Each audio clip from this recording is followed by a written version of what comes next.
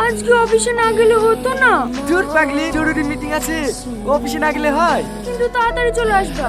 আচ্ছা ঠিক আছে। ম্যাম, রাত 10টা বেজে গেছে, আমি বাড়ি চলে গেলাম। ঠিক আছে যা। ম্যাম, স্যারের গাড়ি তো সাথে দিতে পারি, সামনে আছে। আমার কাছে না আসলে না মনটা।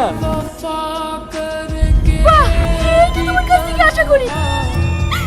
আমি আমার নিজের থেকে তোমাকে বেশি বিশ্বাস করতাম। আমার কথাটা শোনো। ছি!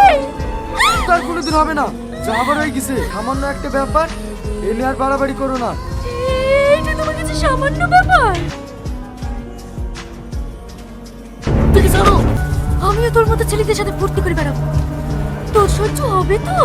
তারপর থেকে ও আমাকে এইভাবে বেঁধে রেখেছে, আজকে তোমাকেও পেয়ে গেছে, ও আমার আর থাকলো না। আপনার স্ত্রীও আপনাকে অনেক ভালোবাসে। আমাদের বিয়ে হওয়া সত্ত্বেও টাচ করার কথা আমাকে স্বপ্নেও ভাবতে পারেন করেছে। স্যার, ম্যাডাম আর নাই।